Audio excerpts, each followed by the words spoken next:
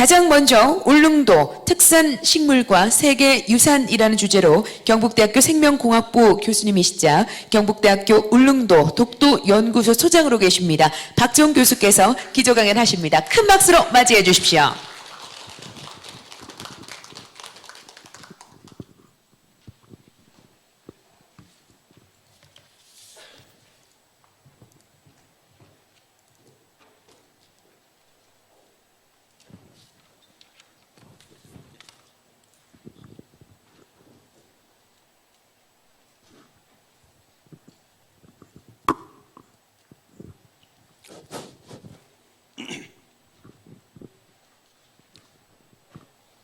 우선 올림픽 때문에 도쿄 올림픽 때문에 사실 우리가 많이 불편한 상황입니다. 그럼에도 불구하고 이런 좋은 자리를 마련해 주신 백남도 대표이사님, 그 다음에 저희들 경상북도의 이영석 국장님 감사합니다. 그래서 이런 좋은 자리에 저희들이 연구한 내용을 발표할 수 있는 기회를 주셔서 감사합니다. 그래서 저는 바로 저희들이 이제 이야기하고자 하는 내용에 대해서 조금 설명을 드리고자 합니다. 오늘 제목은 여기 보시면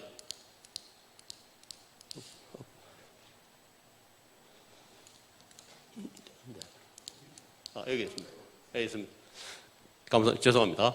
그래서 이제 울릉도 독도의 특산식물과 세계 자연유산이라는 제목으로 저희들이 지금 연구하고 있는 내용에 대해서 조금 말씀을 드리려고 하고 있습니다. 그래서 이제 저희들 연구소에 있는 경북대학교 울릉도 독도연구소뿐만 아니라 지금 성균관대학교에 계시는 식물분자계통분류학 연구실에 계시는 김성철 교수님, 그다음에 그다음에 우리 연구소의 양재영 박사, 이용 박사, 윤직석 군 이런 사람들이 지금 독도의 유관속 식물에 대해서 조사를 하고 있습니다. 그래서 이제 우리가 울릉도를 자세히 한번 보시면 다 아시고 계시리라 생각이 듭니다. 혹시 울릉도 안 가보신 분 계세요?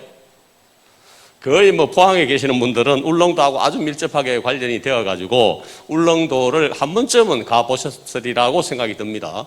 그래서 이제 울릉도의 주요 특성을 보면 울릉도라는 것은 잘 아시겠지만 포항에 계시니까 포항에서 한 3시간 반 정도, 4시간 정도 배를 타고 선플라워를 타고 도착을 하시면 울릉도에 도달할 수 있습니다. 그 다음 울릉도에서 하룻밤 주무시고 그 다음 날 이제 배를 타고 도동항에서나 아니면 저동항에서 사동항에서 출발을 하면 독도까지 한 2시간 반 내지 3시간 정도에 도달해서 독도에 발을 디디시고 한 30분 정도 계시다가 아까운 시간을 그냥 다시 돌아오셔야 됩니다. 그런데 이제 저희들은 연구를 하는 입장이기 때문에 문화재청의 허가를 받아가지고 한 번씩 들어가서 조사를 하기도 합니다. 그래서 여기 보시면 울릉도라는 곳에 성인봉이 있습니다. 큰 산이 있는데요. 성인봉이라는 중심으로 해서 되어 있고 대부분 이게 산지가 고경사 지역이다. 아주 이 스티프하다 이렇게 되어 있죠. 아주 가파르다라고 알 수 있습니다. 그 다음에 여기 하나 보는 것은 동해 난류와 한류의 접합대에 위치하고 있기 때문에 많은 수산 자원을 우리가 획득할 수 있다라고 알려져 있습니다. 그 다음에 이제 저희들이 하고 있는 식물 쪽을 보시면 대체로 이제 상록 화렵수림이나 침엽수림, 그 다음에 낙엽 화렵수림이 동시에 분포하고 있다. 그러니까 고위도에 있으면서 꽤 따뜻하다는 말씀을 드리고 싶습니다. 그래서 이제 혹시 선생님들 이렇게 하면 제가 적어봤는데 선생님들은 어떨지 모르겠습니다. 제 생각하고 좀 같을지도 다를 수도 있는데요. 자, 그러면 울릉도의 자랑거리가 뭐냐? 울릉도에 우리가 사시는 분들이 계시면 야, 울릉도 가면 나 이거를 자랑하고 싶어 라고 아마 선생님들 마음속에 다 하나씩 울릉도 가면 이걸 주장하면 우리가 분명히 이길 수 있을 거야 라고 생각하신다고 생각이 들거든요. 그래서 찾아보니까 이런 게 있어요. 그러니까 이제 국가지질공원 제1호 2012년 12월 27일에 울릉도 독도가 포함되어서 국가지질공원 1호가 되었습니다. 물론 저 내용은 우리 연구소에 계시는 장윤덕 교수님이 해주셔서 지금 이제 등재되어 있고, 그런데 이제 저렇게 되다보고 저희들이 이제 원했던 것은 뭐냐 하면 세계지질공원 쪽으로 가고 싶었던 겁니다. 그런데 애석하게도 또 일본의 태클을 겁니다. 그거 가면 국제적으로 학회에서 아마 허가가 되지 않을 거다. 그러니까 이제 세계 지질공원 쪽은 조금 안 하는 게 안 좋겠나 해서 제가 알고 있기로는 경상북도에서 유보한 상태로 있다고 알고 있습니다. 언제라도 필요하면 또 낼 수 있습니다 하는 그런 입장이 되어 있고요. 또 하나는 여기 있듯이 죄송합니다. 울릉도 하면 제일 큰 것 중에 하나가 그 청정 지역이죠. 맑은 지역, 오염되지 않는 지역, 깨끗한 지역이라고 알려져 있습니다. 그래서 맑은 공기와 깨끗한 물이 있다. 그 다음에 이제 또 하나는 울릉도 하면 대표적으로 먹는 음식물 중에 하나가 오징어입니다. 뭐 전부 오징어 하면 요즘은 올해는 또 특히 오징어가 대풍이라고 이야기를 하더라고요. 왜 그러냐니까 이제 북한 지역에 있는 쪽에서 중국 어선들이 더 이상 잡지 않는다라는 그런 것 때문에 아주 오징어가 풍부하게 잡히고 있다라는 그런 이야기를 들었습니다. 그 다음에 이제 또 하나는 뭐 자랑거리 중에 하나가 산채 비빔밥, 명이나물 이런 것들이 이제 울릉도 청정 지역이니까 어디에서도 먹을 수 없는 아주 깨끗한 음식을 먹을 수 있다라는 그게 하나의 큰 자랑거리가 되어 있습니다. 그 다음에 이제 울릉도 가면 또 호박엿이라 그러는데요. 제가 알고 있기로는 이제 호박엿 하기 전에 사실은 후박 나무 껍질을 만들어서 엿을 만들었다 이야기 하던데 지금은 이제 바뀌어가지고 울릉도에 많은 호박을 재배해서 호박엿이 아주 울릉도의 자랑거리로 되어 있습니다. 그러면 뭐 이거는 제가 예를 든 거고 아마 여섯 번째는 선생님들 한번 생각해 보십시오. 울릉도 자랑거리 뭐겠습니까? 마음속에 한번 갖고 계시면 좋을 것 같고요. 제가 질문할 것 같으니까 긴장되시죠? 질문하지 않습니다. 그 다음에 제가 뒤에 요거 보시면 요게 이제 7번은 뭐냐 하면 제가 그러면 이 자랑거리가 뭐냐, 울릉도를 자랑할 수 있는 게 뭐냐라고 생각해 보니까 저는 울릉도에는 저는 식물 분류학자입니다. 식물을 이름을 붙이고 식물을 조사하고 이런 걸 하는 사람이기 때문에 정말 이제 식물을 좋아해서 저는 울릉도를 제가 1979년 대학교 4학년 때 우리 경북대학교 학술조사단을 따라가서 울릉도하고 독도 학술조사단 속에 들어가서 울릉도 독도를 조사한 적이 있습니다. 그 다음에 이제 경북대학교에 처음 와서 1990년도에 와가지고 제일 처음 방문한 것도 울릉도입니다. 울릉도 식물. 특히 이제 뒤에 나오는 설명 중에 나오는 섬남성이라는 아주 멋진 천남성 식물을 보고 한번 그래서 매년 갔었습니다. 매년 가가지고 하고 있는데 그래서 제가 이제 오늘 선생님들한테 오늘 이 귀한 이 걸음을 해주신 참석자 선생님들한테 우선 이제 제가 받는 특산 식물을 조금 소개를 해드리려고 합니다. 물론 뒤에 김태원 선생님이나 우리 박선준 박사나 우리 오성환 교수님께서 전부 다 아마 더 상세하게 해주실 거라고 생각이 듭니다. 그렇지만 대강 우리 이제 특산식물이 어떤 종류가 있었던지에 대해서 조금 설명을 해드리려고 합니다. 그래서 여기 이제 우리가 너도 밤나무입니다. 너도 밤나무인데 너도 밤나무라는 것은 여기 이름을 보셔서 아시겠지만 우리 처음에 말씀해 주신 대로 나까이라는 사람이 멀티너비스라는 이름으로 너도 밤나무라는 이름을 붙였습니다. 그런데 너도 밤나무는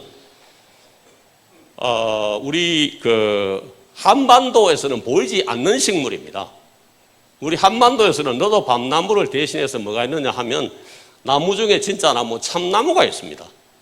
신갈, 졸참 뭐 이런 참나무류가 있거든요. 그런데 울릉도는 그 참나무류가 없고 대부분 뭐가 있느냐 하면 이 너도 밤나무가 큰 군락을 차지하고 있다라는 것을 아시면 됩니다. 그래서 이제 저 마음속에 큰 자랑거리 중에 하나가 야 울릉도에 가면 너도 밤나무 숲을 걸을 수 있다라는 것을 크게 자랑거리로 생각하고 있습니다. 왜 그러냐니까 너도 밤나무 자체는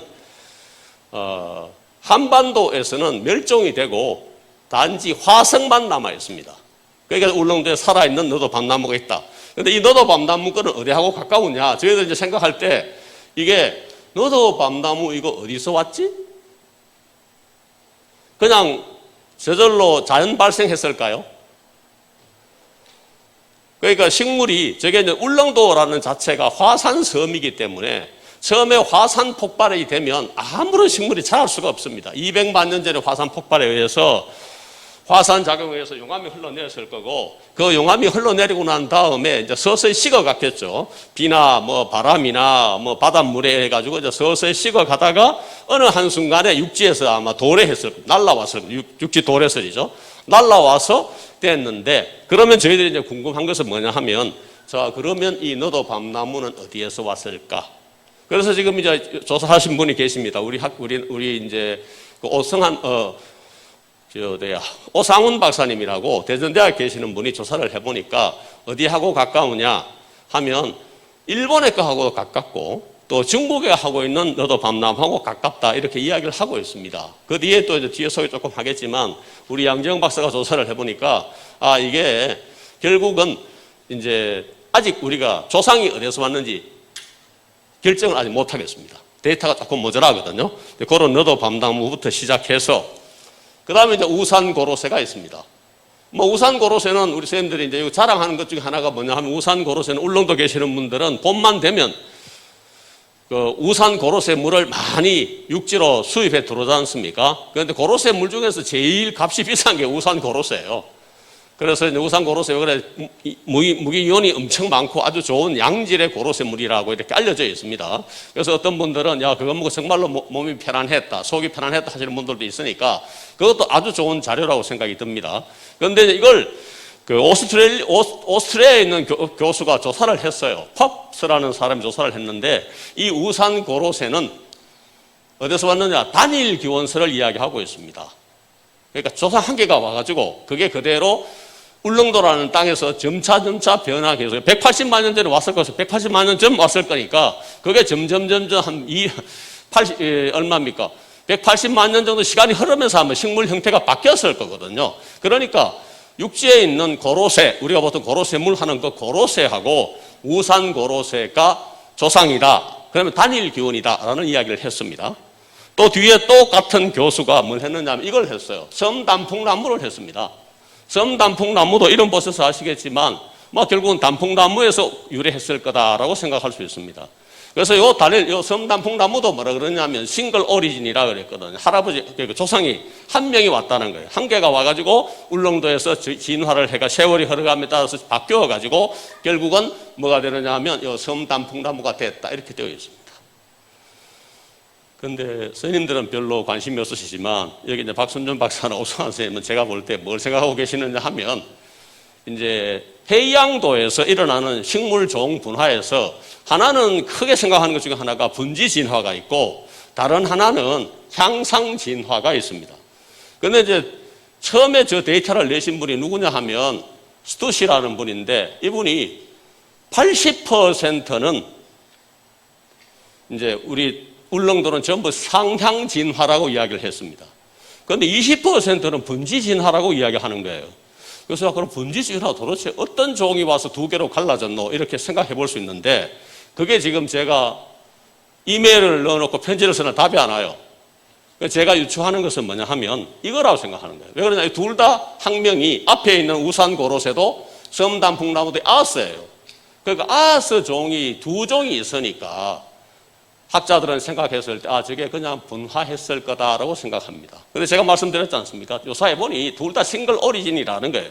둘 다 다르게 와서 진화했다 이렇게 되니까 저것도 제가 생각할 때는 그 분지 진화가 아니다라는 생각을 하게 되었습니다. 이제 그 다음에 저희들이 울릉도에 가보면 특히 섬피나무는 선생님들이 되고 성인봉 올라갈 때 보면 엄청 큰 이렇게 나무가 고목이 하나 있습니다. 그 고목 같은 것도 이제 섬피나무 종류가 되겠고요. 그 다음에 이제 섬번나무입니다. 섬번나무는 이제 우리나라에 아까 앞에 나왔던 성균관대학교의 조민희 박사님이 조사를 하셔가지고 섬번나무는 삼번나무에서 유래한 거다라고 이렇게 생각을 하고 있습니다. 그런 걸 저희들이 관심을 갖고 있습니다. 왜 이걸 말씀드리느냐 하면 뒤에 물론 말씀드리겠습니다만은 저희들은 이제 이 특산식물이 어디에서 왔느냐 이런 거를 이제 조사를 하는 그런 과정을 갖고 있습니다. 그 다음에 이제 섬버들입니다. 섬버들은 제가 볼 때는 멸종위기 식물입니다. 왜 그러냐니까 이 섬버드나무는 울릉도에 자랄 곳이 거의 없습니다. 지금 다 거의 멸종위기에 처해져 있거든요. 왜 그러냐니까 지금 자랐던 곳이 어디냐 하면 나리분지 안에 있습니다. 나리분지 안에 있는데 나리분지 안에 가보시면 이제는 워낙 우거져가지고 버드나무가 자랄 수 있는 그런 형편이 안 됩니다. 그래서 혹시 이제 김태원 선생님이 워낙 많이 다니시니까 이거 혹시 섬버드나무 있으시면 저희들은 좀 알려주세요. 저희들은 조사를 해야 되는데 지금 조사를 못 하고 있습니다.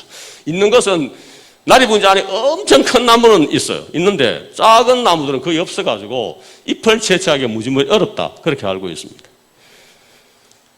그 다음에 이제 우리가 멸종위기 2등급 해서 1등급 됐다가 2등급으로 다 강등한 식물이 있는데요. 이거 섬개야광나무입니다. 이렇게 이제 개야광이니까 야광이 난다 그렇게 되어 있는데 이런 식물이 되어 있는데 이게 이제 결국은 나중에 멸종위기 식물로 되어 있습니다. 울릉도에 있는 대부분의 식물들은 멸종위기에 처해져 있다라고 생각하시면 됩니다. 그건 나중에 이제 우리 오성환 박사님께서 왜 멸종위기에 갈 수밖에 없느냐 특산식물이 하는 그런 내용을 말씀해 주시라고 생각이 듭니다. 그 다음에 이제 섬국수나무입니다. 국수나무도 마찬가지로 이와 같은 국수나무로 되어 있는데 이것도 결국은 멸종위기에 처해져 간다라는 그런 내용들 식물을 계속 좀 보여드리겠습니다. 죄송합니다. 그 다음에 이제 섬개회나무입니다. 이 시린가니까 라일락하고 같은 종류입니다. 라일락하고 같은 종류인데 이 라일락이 도대체 어디서 왔을까? 이 섬개회나무가 어디서 왔을까? 저희들 아직 모릅니다. 연구가 아직 안 돼 있다고 생각이 들거든요. 그래서 연구를 계속 해야 될 것 같은 생각이 듭니다. 그 다음에 이제 왕매발톱나무라는 이런 식물들이 있다라는 것을 말씀을 드립니다. 그 다음에 이제 아베리아에서 섬댕강나무입니다. 댕강 끊어진다 해서 댕강나무로 붙여놨는데 저 섬댕강나무도 울릉도에 그 도동 위에 올라가서 저쪽에 넘어가는 그쪽에 조금 있거든요. 몇 개의 개체 수밖에 거의 남아있지 않습니다. 그래서 이것도 곧 사라질 것 같다라는 그런 생각을 갖습니다. 그 다음에 이제 섬짓동나무입니다. 섬짓동나무인데 뭐 선생님들 아시겠지만 이름 들어서 아시겠지만 식물을 하고 좋아하시는 분들이 많이 오셨다 생각이 드는데 열매가 쥐똥처럼 생겼습니다. 나중에 열매가 새까만 것이 동글동글해 달리거든요. 쥐똥처럼 생겨서 섬쥐똥나무입니다. 물론 이제 한반도나 일본에서 쥐똥나무가 넘어왔겠죠. 쥐똥나무가 넘어왔는데 이것도 아직 구체적으로 조사가 되어 있지 않습니다.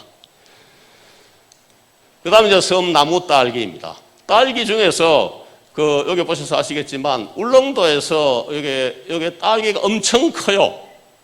엄청 커서 이제 저희들 연구소에 있던 모 교수님이 울릉도 가서 지검증 가가지고 딸기 나무 있는 데 가서 가면 정말 좋다 그러시는 거예요. 왜 그래 좋노 그랬더니 저 섬나무 딸기에 들어가서 있잖아요. 엎어져서 딸기 따먹어도 안 아프다는 거예요. 보통 육지에 오면 딸기 나무에 가시가 엄청 많죠. 가시가 아직 엎어질 수가 없습니다. 저건 엎어져도 가시가 없기 때문에 안 아프다는 겁니다. 그래서 딸기를 실컷 따먹었다라는 그런 이야기를 하시는 거예요. 그래서 그런 이야기가 지금 섬나무 딸기가 있습니다. 그 다음에 이제 섬시호입니다. 지금은 이제 우리가 자생지가 발견되어서 좋아하고 있는데 옛날에 몇 년 전만 하더라도 저 섬시호가 멸종위기 식물에 처해져 있었습니다. 그래서 이제 많은 사람들이 저거 어디에 있을까? 그래서 어떤 도감 낼 때는 사진이 없어가지고 표본을 찍어 놓은 그런 도감도 있습니다. 그런데 지금은 이제 자생지가 발견되고 나서 여기 계시는 이제 국립수목원에 그 박광호 과장님이라는 분이 계셨는데 그분이 어디 가보니까 저게 엄청 많은 거예요. 섬시호 저게 위에 큰 나무들이 있으면 잘 자랄 수가 없습니다. 그래서 나중에 보니까 감벌을 다 해주셨더라고요. 위에 나무를 싹 감벌하고 나니까 엄청 자라고 있습니다. 아주 큰 개체군이 발견되어 있습니다. 그 다음에 섬개현삼입니다. 그러니까 이제 바닷가에 혹시 도로, 가로 많이 나와 있는 식물이거든요. 개현삼에서 왔는 그런 종류라 생각이 드는데 이게 선생님 아시겠지만 울릉도는 태풍이 오기만 하면 여튼 모르게 도로가 파손되더라고요. 태풍이 워낙 세서 그런지 모르겠던데 이것들이 자라는 곳이 어디냐? 바로 도로가입니다. 도로가이기 때문에 섬개현삼도 언젠가는 멸종위기에 처할 수 있다라고 알려져 있습니다. 그 다음에 이제 섬현호색입니다. 섬현호색은 나리 분지 올라가는 중간 아니면 저 위에 나리 분지 성인봉 거의 끝자락에 있는 그 자생지가 있는데요. 이게 봄에 워낙 일찍 핍니다. 워낙 일찍 피니까 네 개의 곤충, 그러니까 꽃을 이렇게 피웠을 때 화분을 이렇게 옮겨주는 그런 매개 곤충이 잘 없습니다. 그래서 종자 결실률이 무지 나쁘고, 그 다음에 저게 그러니까 개체군도 엄청 작습니다. 그래서 이것도 거의 멸종위기에 가까이 갈 수 있다라는 것을 알 수 있습니다. 이 말은 무슨 말이냐 하면 멸종위기, 울릉도에 있는 특산식물이 멸종하게 되면 지구상에서 소멸된다. 이렇게 생각하시면 됩니다. 지구상에서 소멸된다. 쉽게 선생님들 감이 잘 안 오시겠지만 공룡 소멸된 거 생각해 보십시오. 똑같습니다. 그런 이제 생물종이 같이 사라진다라는 것을 한번 생각해 보시면 좋을 것 같습니다. 그 다음에 이제 말오줌나무. 그 다음에 섬괴불나무. 요 섬괴불나무는 많이 있습니다. 특히 이제 독도에도 있거든요. 섬괴불나무가 독도에는 제가 볼 때는 지금 심겨져 있는, 독도에 있는 자라는 섬괴불나무는 옛날에 그 울릉도에 계시는 NGO 단체인 푸른 독도 가꾸기 운동 단체에서 계속해서 이제 나무를 심었다고 알고 있습니다. 그 다음에 섬포화풀, 포화 중이니까 풀이죠. 풀 종류가 들어가 있습니다. 그 다음에 섬남성, 이와 같은 이제 천남성이죠. 천남성의 종류인데, 아직도 연구가 안 되어 있습니다. 그래서 이제 천남성 종류인데, 요 빨갛게 되어 있으니까 아주 못되게 생겼죠. 그래서 이게 이제 나중에 뭐가 되느냐 하면 사약 만드는 자료입니다. 사약. 임금님이 신하한테 아주, 일 고생했고 했지만 잘못했기 때문에 가족으로서 사지 찢어서 죽일 수는 없고 간단하게 약 먹고 돌아가시라 하는 이 사약 만드는 재료로 이걸 사용을 했었습니다. 그 다음에 이제 울릉 산마늘입니다. 선생님들 좀 이상하죠? 여기 지금 보면, 요거 보세요. 아까 전에 왜 우리 신순식 선생님 말씀해 주셨잖아요. 전부 다 다케시마나 다케시마, 옛날에 일본 사람들이 울릉도를 이야기할 때 다케시마라는 이름을 붙였는데, 요게 한번 보시면, 요게 최혁재 교수님이세요. 요분이 알리움 울릉엔세라고 이름을 붙여놨습니다.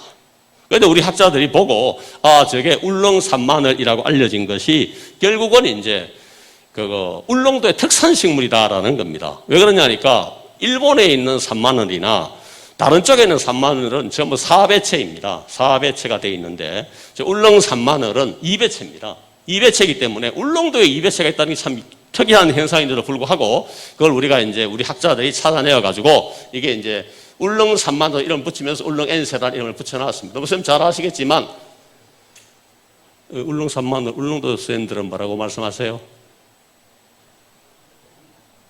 감사합니다. 명이나물이죠. 명입니다. 명이나물의 울릉 산마늘인데요. 명이나물은 제가 볼 때는 이게 참 이름이 우리 울릉 초등학교에 계시는, 과거에 누가 울릉 초등학교에 계시는 분이 명이나물을 조사해가지고 그 교육부 장관상을, 과학전에서 교육부 장관상을 받은 적이 있거든요. 그때 보니까 이제 명이나물이 울릉도가 되게 어려울 때 그 명이나물을 캐서 먹고 살았다 해서 명을 이었다라는 면에서 명이나물입니다. 왜 명이나물이냐 생각해보면 지금은 우리 앉아 계시겠지만 울릉도에 옛날에 한 1960년대쯤 보릿고개 넘어갈 때 우리 정부가 너가 배고프지 쌀 갖다 줬겠습니까? 우리도 못 먹는데. 그러니까 이제 국려지책으로 먹고 살기는 살아야 되겠고 그래서 아마 울릉 산마늘에 뿌리를 캐서 먹어가지고 명을 이었다 해가지고 울릉 산마늘이라는 이름이 붙었다고 저는 듣고 있습니다. 그 다음에 이제 섬말라리죠. 말라리 중에서 있는 말라리인데, 요 섬말라리 예뻐입니다. 예뻐가지고, 이게 이제 일본 사람들이 가져가가지고, 자기들이 개발해서 무슨 유리 해가지고 새로 판매하고 있다. 원회적으로 판매하고 있다라는 이런 이야기를 하고 있습니다. 그래서 우리도 그런 이제 원회종을 개발할 수 있는 기술도 상당히 필요하다라는 것을 알 수 있습니다.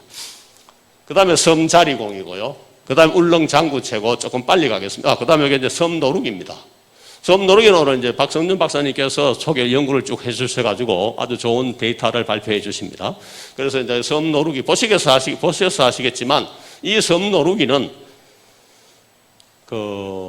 겨울에 그러니까 겨울을 납니다. 푸른 잎을 달고요.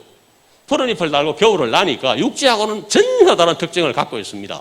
그래서 이제 제가 여기 와서 이제 한 90년도, 95년도쯤 돼가지고 일본에 저거 전공하시는 분이 저한테 울릉도 꼭 한번 가보고 싶다 말씀하시는 거예요. 저거 때문에. 나눔 클래시를 전공하시는 타무라라는 분이 저한테 와서 울릉도 가서 한번 꼭 봤으면 좋겠다. 가자 해서 한번 간 적이 있습니다. 그분이 보시더니 이거는 확실하게 종이다. 신종이다. 라고 이야기를 해주셨습니다. 그래서 아마 박순희 박사님 그렇게 말씀하실 것 같은데 저게 이제 섬 노루기 자체가 정말로 특이한 종입니다. 제가 볼 때는요. 다른 종하고도 구분이 안 될 정도로 특이한 형태를 갖고 있다라는 것을 말씀을 드립니다. 그 다음에 이제 섬장대라는 식물이 있고요. 그 다음에 이제 섬기린초가 있습니다. 섬기린초는 우리 육지에 있는 가는 기린초, 그 다음에 캄차카티쿰이라 그래가지고 기린초가 건너와서 된 거다라고 해서 뒤에 울릉도 독도를 설명할 때 제가 말씀을 드리겠습니다. 그런 데이터가 있습니다. 그 다음에 이제 털바위 떡풀이라는 종류가 있습니다. 그 다음에 우산 제비꽃이라는 뒤에 나오겠지만 이 우산 제비꽃은 이름에서 보시다시피 여기에 비올라 우산 엔시스니까 우리나라 학자가 이름을 정해 놓은 겁니다. 우리나라 학자가 이름을 정해 놨으니까 점차적으로 우리 학술적으로도 울릉도가 우리가 조사해서 우리가 더욱더 그 주권이죠. 주권을 확보하고 있다. 학명상에 있어서도 주권을 확보하고 있다라는 그런 내용을 말씀을 드립니다. 그 다음에 이제 섬바디. 요게 조금 이제 이게 정말 뭐라 합니까? 여기 한번 보시면 다이스테니아 다케시마나 나카이라고 되어 있죠. 섬바디인데 요거하고 똑같은 조상종이 어디에 있느냐?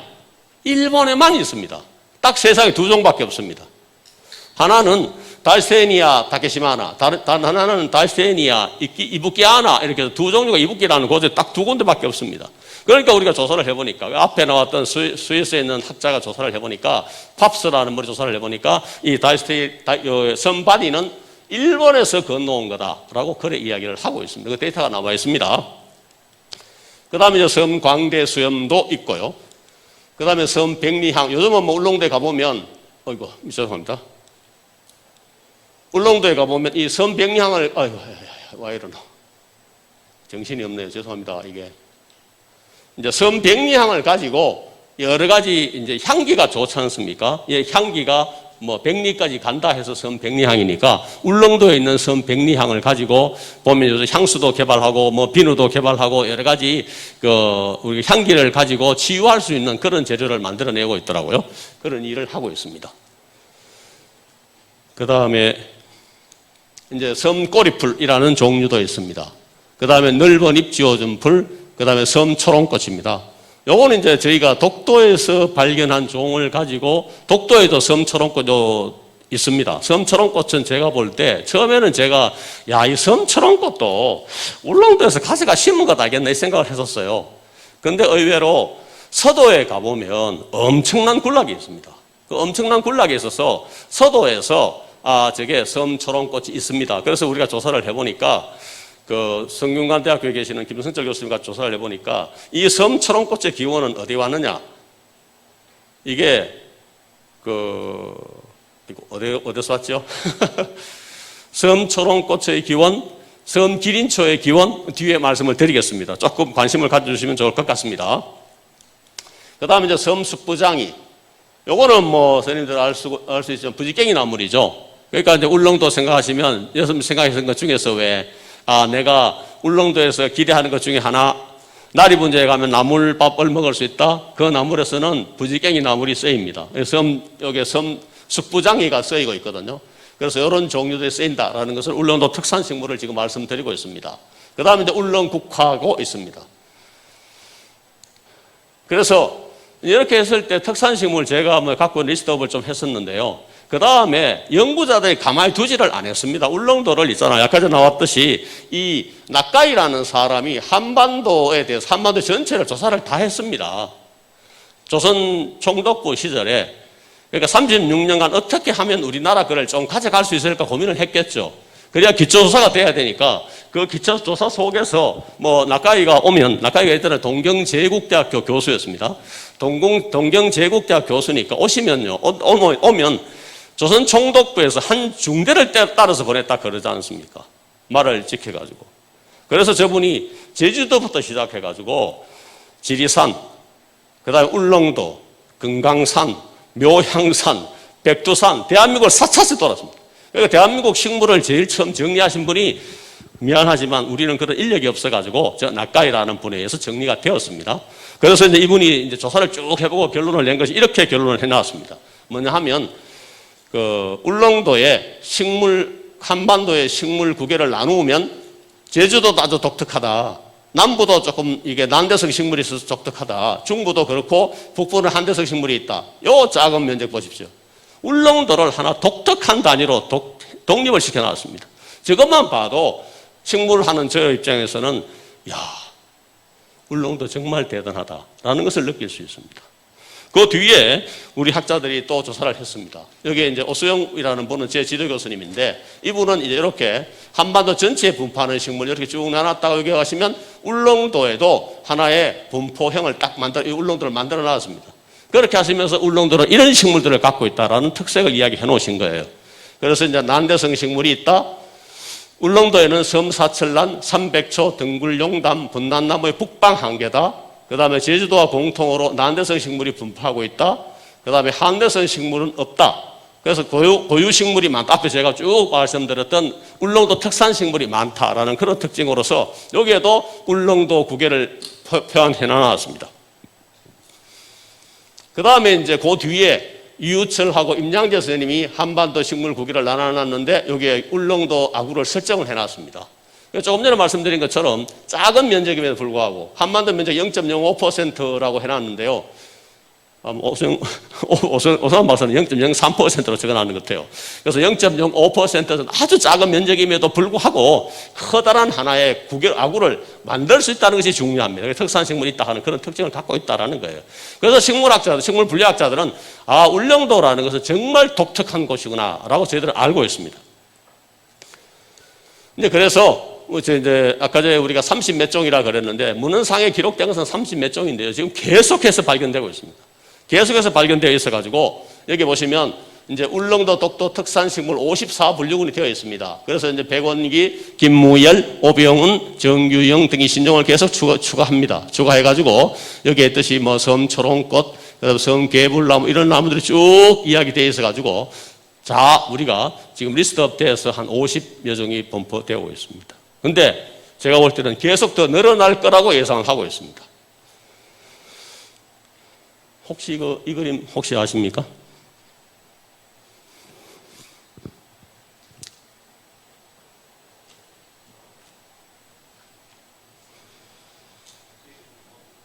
예?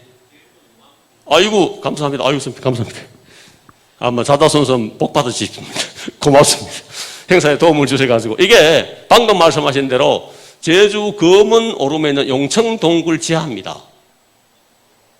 그래서 이걸 왜 보여드렸느냐 하면 우리나라의 세계 자연유산은 어디에 있습니까? 몇 개 있습니까? 세계 자연유산입니다. 보통 다른 복합유산, 문화유산 말고 자연유산은 몇 개 있습니까? 많이 있습니까? 예? 이거 죄송합니다. 이 기가 요새 점점. 예. 그러니까 선생님 말씀하신 대로 세계 자연유산은 제주도 한 곳밖에 없습니다. 그러면서 그 안에 이제 선생님 지정하는 사이트가 3곳 있거든요. 3곳 있으니까 세계 자연유산은 대한민국에서 한 곳밖에 없습니다. 지정된 곳이요.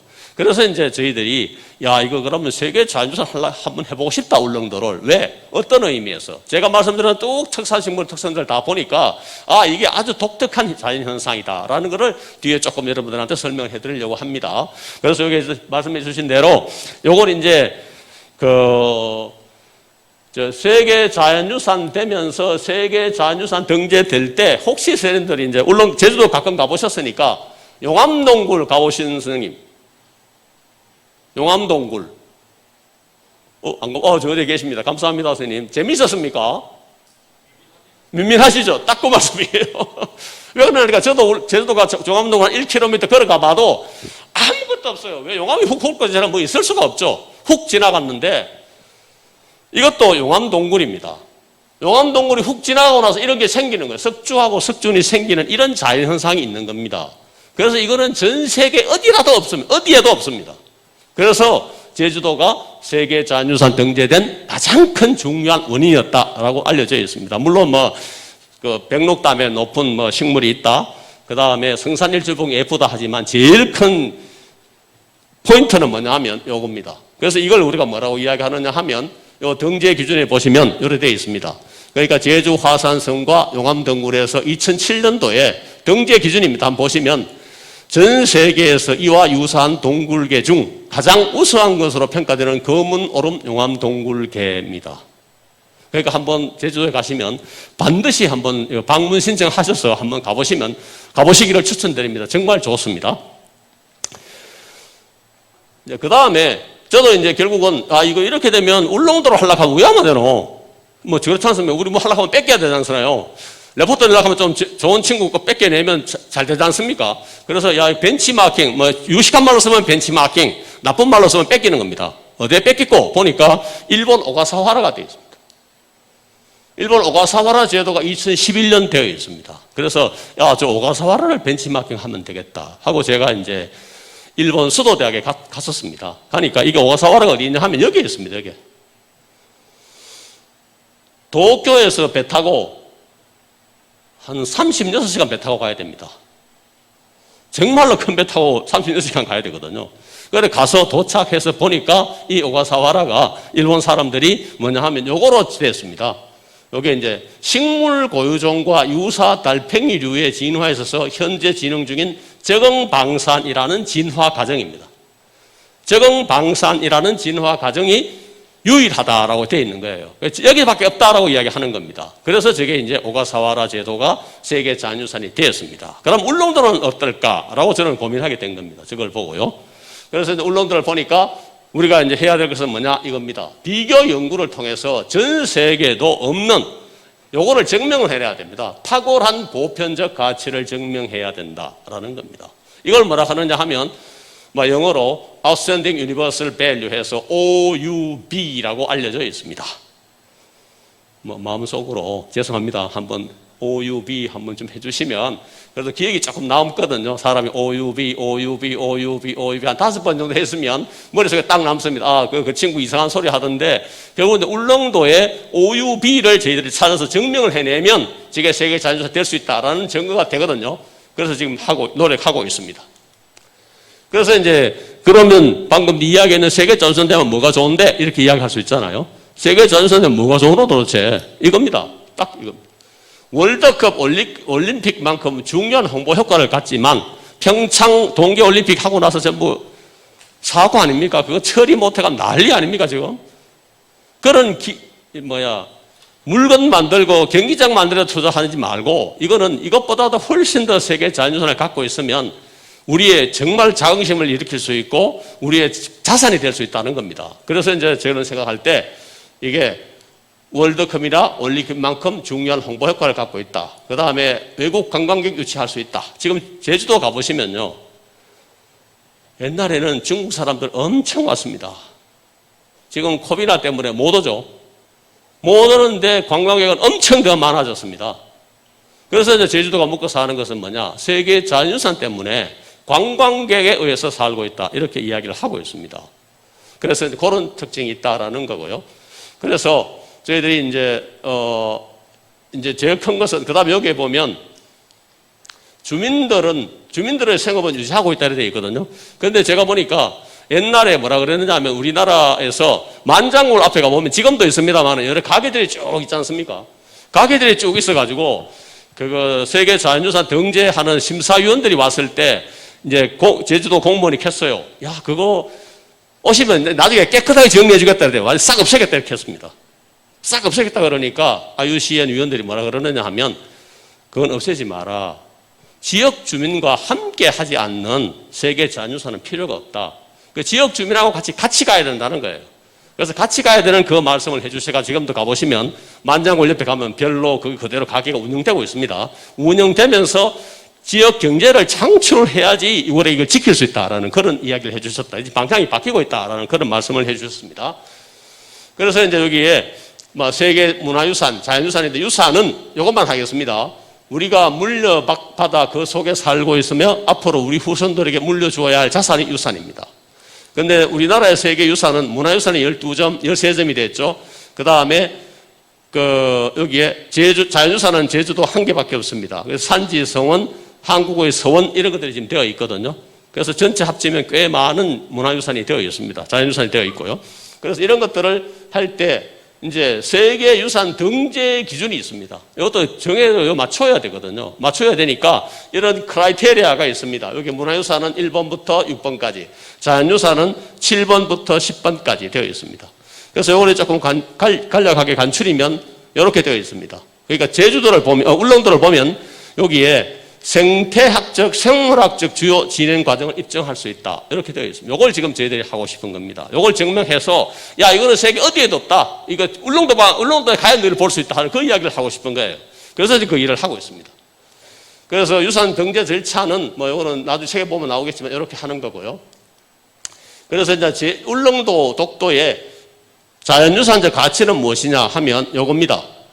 진행 9번, 7번, 8번도 중요한데 진행 9준이 생태학적, 생물학적 주요 진행 과정을 입증할 수 있다. 그래서 향상 진화, 아나제네시스라 이야기하는데요. 전 세계 대양섬 중 최대 사례라고 알려져 있습니다. 그걸 우리가 알리려고 하는 거예요. 요거 울릉도 와야 너가 볼 수 있다. 이렇게 말씀을 드리고 싶은 겁니다. 그래서 우리가 알고 있는 향나무도 되게 나이 많은 향나무도 있고 높은 고유성을 갖고 있어서 신종 및 고유종을 증가할 수 있다는 걸 알 수 있습니다. 그 다음에 또 하나 기준이 조금 전에 말씀드린 멸종위기에 처할 수 있다는 말씀을 드렸잖아요. 멸종위기에 처하는 것도 아주 중요한 크라이테리아입니다.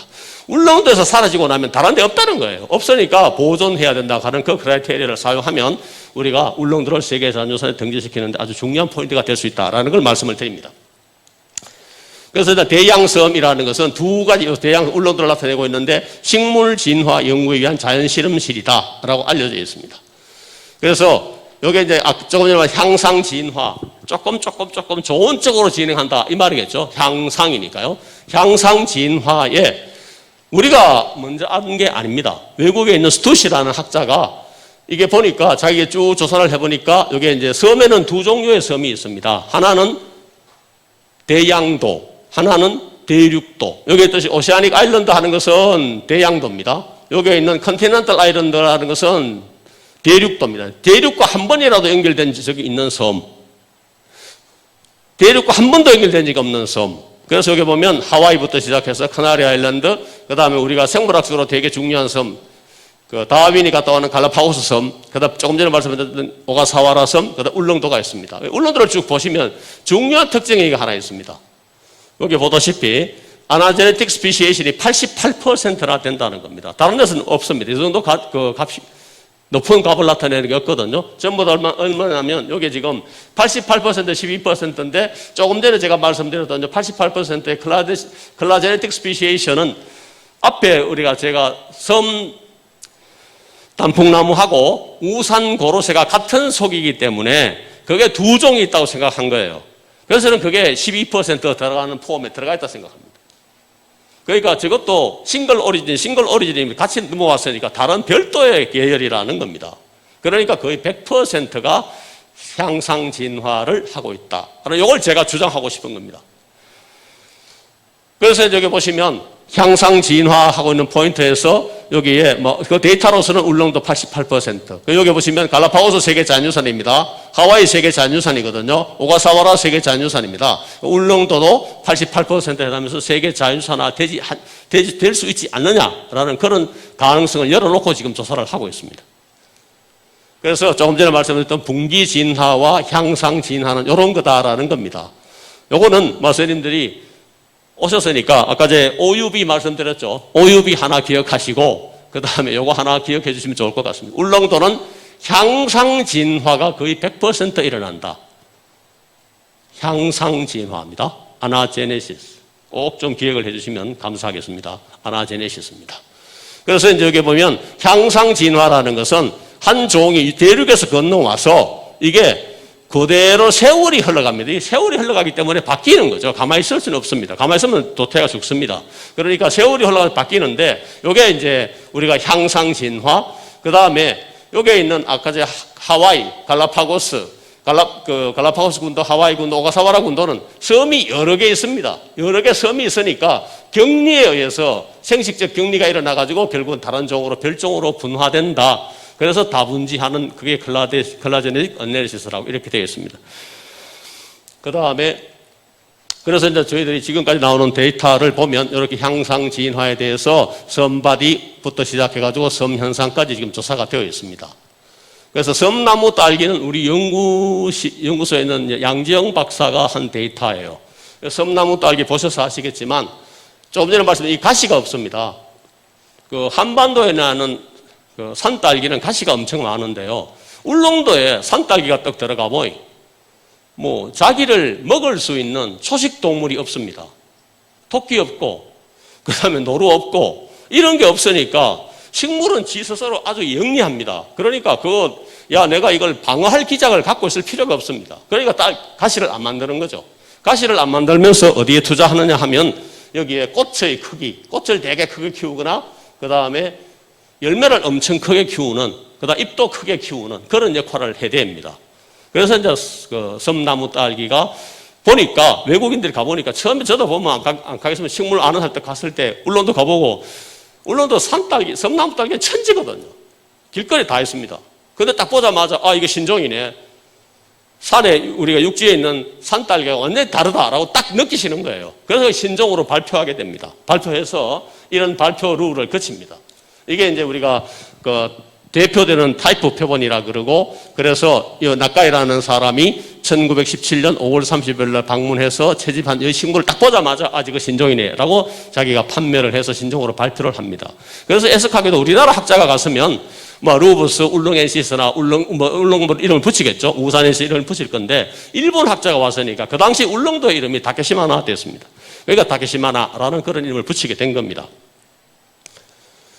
그래서 여기 보시면 이제 여기 루브스 크라타이지포리우스라는 것이 산딸기고, 여기 있는 것이 섬나무 딸기입니다. 그래서 덩치적으로 봐서 이게 훨씬 더 덩치도 크고 좋습니다. 그러니까 이제 이런 형태학적 특징을 가지고 저희들 그것까지 몰라서 저희 할 수가 없었습니다. 요즘은 뭐가 있느냐 하면 새로운 도구가 발견된 겁니다. 저 안에 소리를 이야기할 도구가 발견되어서 여기에 있는 여러 가지 DNA를 우리가 볼 수 있습니다. DNA를 쫙 보니까 이런 그래프가 그려지는 거예요. 그러니까 이게 이제 예를 들어서 한반도에 있는 여기에 울릉도 특선식물 종본의 섬나무 딸기가 A그룹하고 B그룹으로 나누어지는데, A그룹과 B그룹에서는 여기에 있는 동박새가 전형적인 작당을 했을 거다. 그 다음 남방에서는 섬참새가 전형적으로 작당했을 거다 하는 이런 그룹들에 의해서 이 씨앗을 퍼뜨리는 새가 달라진다는 겁니다. 그러니까 이제 선생님 혹시 아시겠지만 이제 새가 딸기를 먹지 않습니까? 딸기를 먹으면 처음에 식도를 거쳐 내려가서 그 다음 어디로 갑니까? 닭고기 중에 제일 맛있는 부분 산항입니다. 모래주머니. 모래주머니에 들어가죠. 그러면 이게 모래주머니를 딸기 열매가 통과하면 상처가 납니다.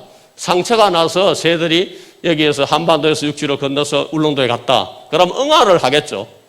응아를 하면 그게 잘 자란다는 겁니다. 잘 자라서 처음에 정착을 하게 된 거죠. 그래서 이제 그걸 우리가 이제 개척자 식물, 파운더라고 이야기를 합니다. 개척자가 되어서 이와 같은 종들이 되었다라는 말씀을 드립니다. 그래서 여기에 뭐 우리가 이제 버드, 새에 의해서 섬나무 딸기가 분산돼 들어왔다라는 이야기를 하면서 이런 이제 가설을 세우게 됩니다.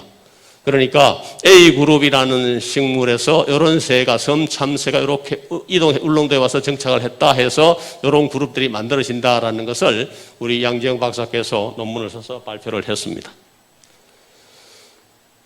그래서 선머리는 선생님들 한번 읽어보시면 될 것 같고요. 시간이 좀 다 될 것 같아가지고, 이거는 독도 이야기입니다. 저는 사실 독도에 이거 나오면 정말 참 어렵다라는 생각을, 이게 이제 정말 우리나라 독도 이야기거든요. 독도에 뭐가 있느냐 하면 이게 있습니다. 섬초롱꽃. 제가 이제 멀리서 망원경 갖다 대놓고 딱 사진 찍으려고 사진을 딱 포즈를 딱 잡아놨어요. 근데 마침 이제 갱이갈매기가 아이고 어서오소 하고 저한테 싹 얼굴을 내민 겁니다. 딱 찍은 거예요. 아주 운 좋게 잘 잡힌 겁니다. 그래서 독도에 있는 요게 섬초롱꽃은 어떠냐라고 조사를 해보니까 이런 겁니다. 여기 이제 섬초롱꽃인데요. 그러니까 우리가 보통 이제 한반도에 초롱꽃이 있습니다. 초롱꽃이 있는데 울릉도에 있는 섬초롱꽃은 다릅니다. 꽃 색깔도 다르고 잎도 다르고 다르거든요. 달라서 보니까 이렇게 돼 있었습니다. 근데 이걸 조사를 해보니까 이런 데이터가 돼 있는 겁니다. 그러니까 선생님들 한번 그림을 보시면, 다른 거면 상세하게 선생님 DNA 시퀀싱이 없고 해봐야 아시겠습니까? 모르시죠? 이 그림을 그냥 보시면 여기에 색깔을 한번 보시면 이쪽에 이 DNA 타입인데요. 여기 색깔이 다릅니다. 다르거든요. 독도가 완전히 독립되어 있습니다.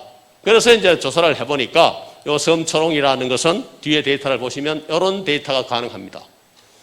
이게 이제 울릉도에 들어온 그 섬초롱 우리가 처음에 봤지 않습니까? 본 것은 어디서 왔느냐? 독도에서 왔어요. 독도권 어디서 왔느냐? 청량산에서 왔다는 데이터가 나옵니다. 그래서 전체적으로 봤을 때에 이 섬초롱꽃, 독도에 있는 섬초롱꽃은 미안합니다. 청량산에 처음에 개체가 건너와서 독도에서 정착을 해서 살고 있다가 요거는 그러니까 450만 년 전이거든요. 450만 년 전이고 울릉도는 여기 있듯이 180만 년 전, 200만 년 전에 분화했다 되어 있으니까 처음에 건너오면서 독도에 먼저 건너왔다가 독도에서 울릉도로 건너가가지고 이게 되어 있다. 그래서 여기까지는 이제 저희들이 일본 데이터를 넣지 않았습니다. 근데 이제 양 박사 이야기에 의하면 그 일본 데이터는 이하고 아무런 관계가 없다. 일본과는 아무런 연관이 없다라는 그런 데이터가 나와 있다고 이야기를 합니다. 그 다음 이제 섬기린초입니다. 섬기린초는 이것도 이제 저희들이 봤을 때 독도에 있습니다. 독도에 동도 위에 있고 서도에도 아마 있는 걸로 알고 있는데요. 그러니까 이게 두 군데가 있으니까 이게 어떻게 되느냐 저희들이 조사를 했을 거라 알겠습니까? 조사를 해보니까 이렇게 해서 섬기린초가 요게 단일 기원으로 되어 이게 전부 DNA를 가지고 설명한 겁니다. 요즘 뭐 잘 아시겠지만 자손 증명하거나 뭐 할 때 파워풀한 재료가 데이터를 낼 수 있는 것이 바로 DNA 염기서열 분석이거든요. DNA 염기서열 분석을 해보니까 이런 데이터를 가지고 저희들이 해석을 하니까 어떤 이야기가 나오느냐 하면 이런 이야기가 나옵니다. 그러니까 대륙 조상종이 울릉도에 건너옵니다. 섬기린초가 와 있다가 이 섬기린초에서 도동에 있던 녀석은 이렇게 해서 두 번째 넘어갔고 또 구암 남양에 있는 녀석들이 이렇게 독도로 넘어갔다. 이렇게 지금 보고 있습니다. 그래서 저희들이 봤을 때 섬기린초가 독도에서 보이는 거죠. 독도에서 보였는데 독도에서 보이는 섬기린초는 결국은 울릉도에서 건너왔다. 그 다음에 대륙조상종은 요거나 요거 둘 중에 하나다라고 이렇게 되어 있습니다. 그러니까 이런 데이터가 점점 쌓이고 있다는 것을 선생님들한테 말씀을 드리고 싶고 그 다음에 이게 뭐냐 하면 결국은 아나제네시스다라는 말씀을 드리고 싶습니다. 그 다음에 이제 제가 제일 독도에 지금 한 15년, 16년간 조사를 계속하고 있습니다. 계속하고 있는데 제가 늘 마음속에 갖고 있던 것은 독도에 한 60여 종의 식물이 있습니다. 60여 종의 식물이 있는데 저는 독도 나이가 한 480만 년 전 됐다 그러는데 저 식물들은 도대체 언제 저게 들어갔을까? 최근에 기환에 들어갔을까? 아니면 옛날부터 있었을까? 하는 이게 관심이 많았습니다. 그래서 이제 우리 학생한테 그러지 말고 하나 정해 타겟 하나 맞춰가지고 하나만 해보자 해서 여기에 이제 참소리쟁이라는 식물을 조사를 하라고 말씀을 드렸습니다. 참소리쟁이라는 것은 일본에도 있고 우리 고유종입니다. 동아시아 고유종이니까 독도에 설마 외래종으로 소리쟁이가 들어와 있지는 않습니다.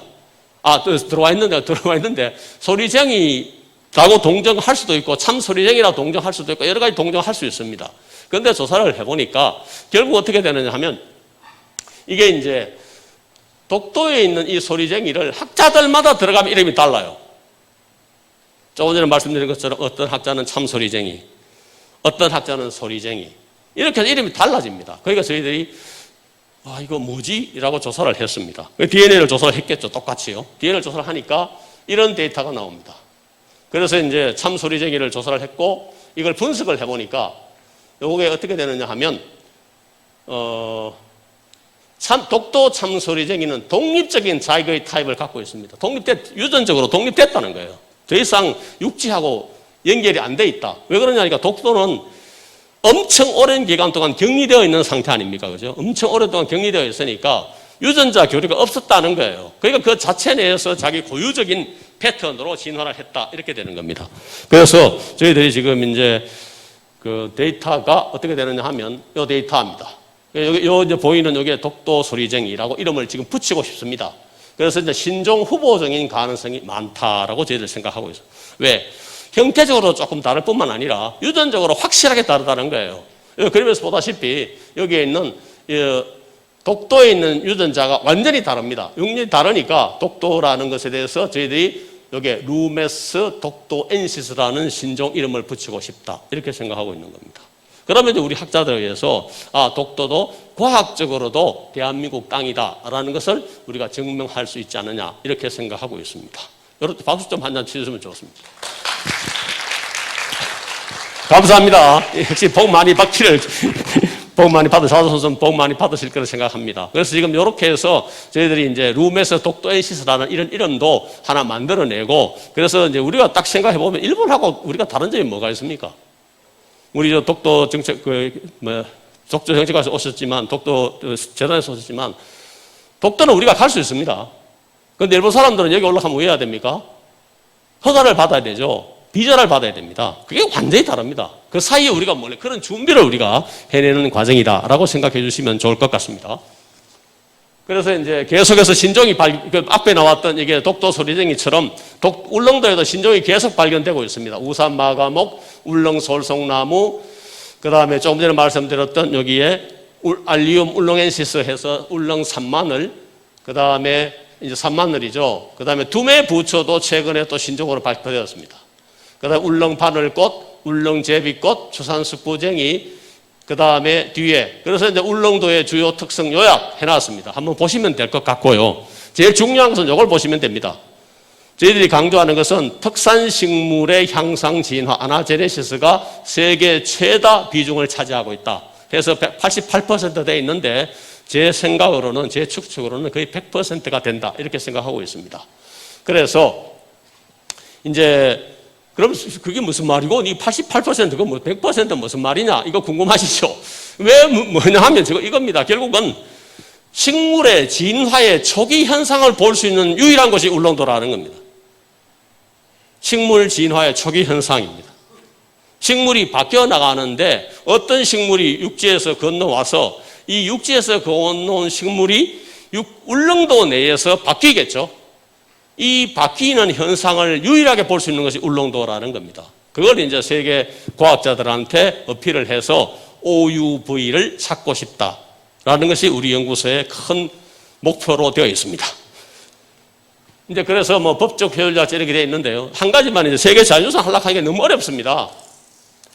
연구진도 없고 연구비도 없고 해서 결국은 이제 이걸 지금 경상북도에 제안을 해놨습니다. 요거 한번 해봅시다라고. MAB라는 게 있습니다. 전 세계적으로 뛰어난 생태계를 대상으로 유네스코가 지정한 육상연안 해양 생태계 MAB를 무슨 지정하면 조금 더 쉽게 시간을 벌 수 있지 않겠느냐 하는 그런 이야기를 지금 진행을 하고 있습니다. 그래서 경상북도에 도움을 주셔서 아마 어떤 기관에서 조사를 하고 있다고 생각하고 있습니다. 그래서 MAB라는 것은 이렇게 이제 어떤 특정 생물이 살고 있는 기준, 그 다음에 MAB라는 것은 인간과 생물권 보호 프로그램에서 Man and Biosphere 프로그램 이런 거 해가 저희들이 이렇게 해보려고 합니다. 여기 계시는 오성환 과장께서 계시던 국립수목원도 MAB 한 그거죠. 지정받았다고 생각합니다. 그래서 여기 뒤에 보시면 생물권 보존 지역 여기 했을 때 설악산 생물권 보존 지역, 제주도 생물권 보존 지역, 신안 다도해 생물권 보존 지역, 광릉숲입니다. 그 다음에 고창 생물권 보존 지역, 순천 생물권 보존 지역, 강원 생태병화 생물권 보존 지역, 영천 임진강 생물권 보존 지역에서 되어 있으니까 울릉도도 저거 세계자연스러운 가기 전에 세계조사 가고 OUV를 증명을 해야 되거든요. 증명하는데 시간이 많이 걸립니다. 그래서 이제 저와 같은 MAB를 우선 가놔놓고 그 다음에 세계자연유산 쪽을 진행하면 조금 더 이렇게 빠른 길이 되지 않겠느냐라는 그런 생각을 갖고 있습니다. 그래서 이제 제가 마지막으로 선생님들한테 말씀드리고 싶은 것은 한 연구소가 열심히 울릉도에 사시는 주민들 아니면 울릉도에 계시는 학생들한테 뭐를 자랑거리를 하나 주고 싶다. 그래서 제가 식물학자니까 식물분류학자니까 특산식물이 한 50여 종이 있으니 그 특산식물 50여 종이 앞으로 너희들이 자랑하고 전 세계에 자랑해라도 어디에도 부끄럽지 않는 그런 자료가 될 수 있다라는 것을 꼭 말씀을 드리고 싶습니다. 장시간 동안 좀 이게 스토리가 재미없었습니다만은 경청해 주셔서 감사합니다. 고맙습니다. 네, 대단히 고맙습니다. 경북대학교 울릉도 독도연구소의 소장으로 계시는 박정훈 교수께서 기조 강연 오늘 첫 번째 순서를 맡아주셨는데요. 무거울 수 있는 내용이지만 굉장히 유쾌하게 잘 풀어주셨습니다. 다시 한번 여러분 감사의 박수를 부탁드립니다.